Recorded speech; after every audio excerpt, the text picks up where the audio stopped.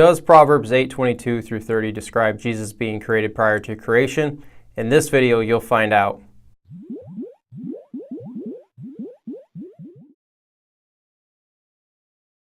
Does Proverbs 8:22 through 30 describe Jesus being created prior to creation?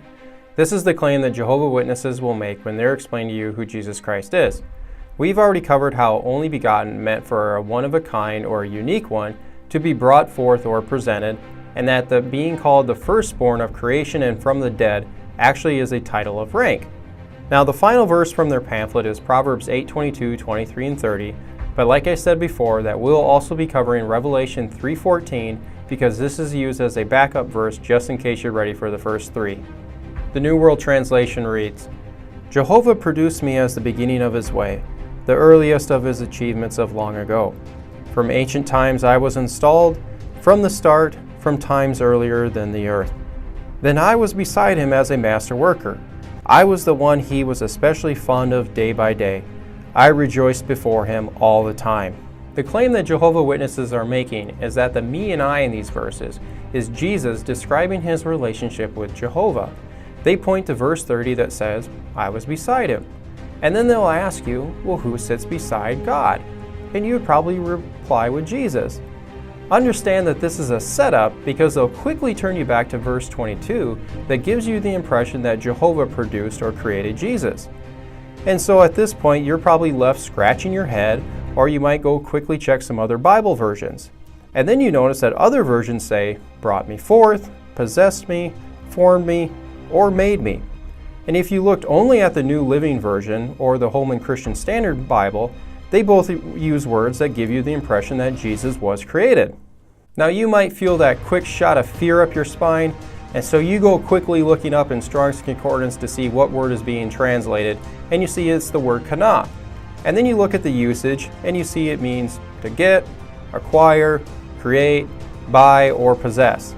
And this leaves a lot of ambiguity to what English word should be translated to the average reader.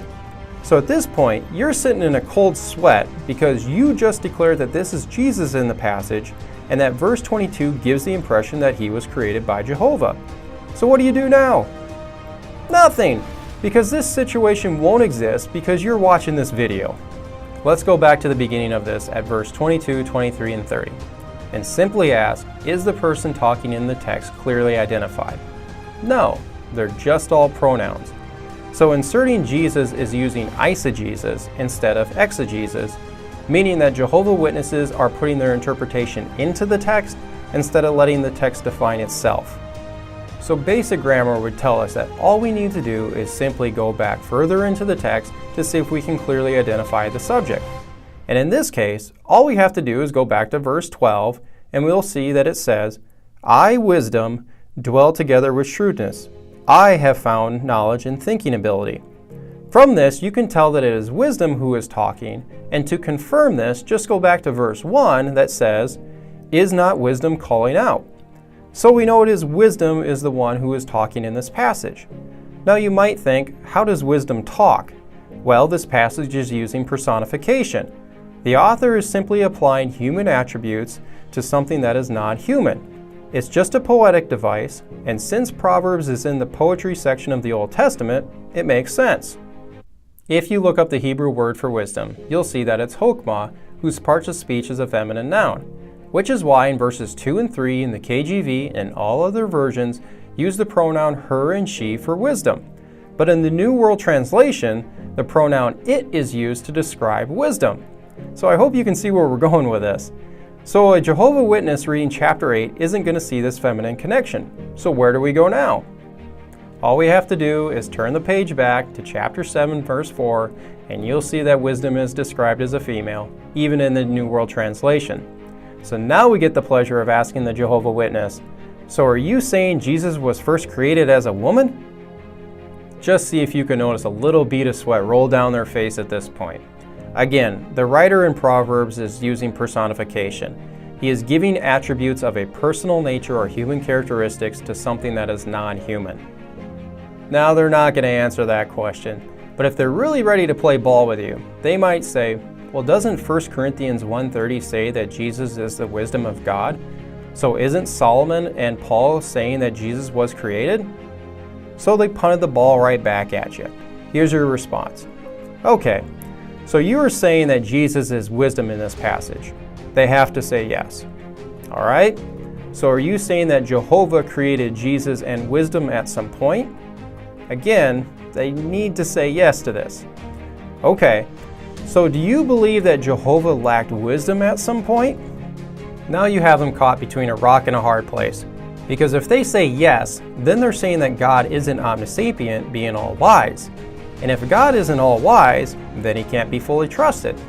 But on the other hand, if they say no, then wisdom, i.e. Jesus, just became eternal.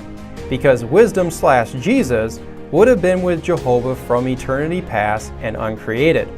Either way, they're stuck.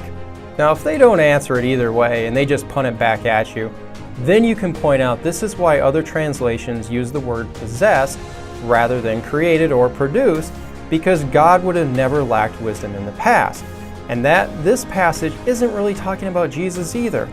So if you really wanted to challenge a Jehovah's Witness on this, you could ask, why is the personification in this passage about wisdom clearly talking about Jesus, but when it comes to all the verses in the New Testament talking about the personhood of the Holy Spirit, that those are simply dismissed? You can bring this up because they are taught that the Holy Spirit is not a person, but just God's active force on display. In a lot of ways, their definition of the Holy Spirit sounds a lot like Star Wars with the Emperor using his lightning force attack. So is Proverbs 8:22, 23, and 30 about Jesus? No, Jesus is not a female. And you should feel very comfortable dismissing this claim by Jehovah's Witness or anyone else that wants to make this type of connection. So a reminder to hit the subscribe button, turn on the notification bell, hit that like button, and leave a comment below. In the meantime, stay salty.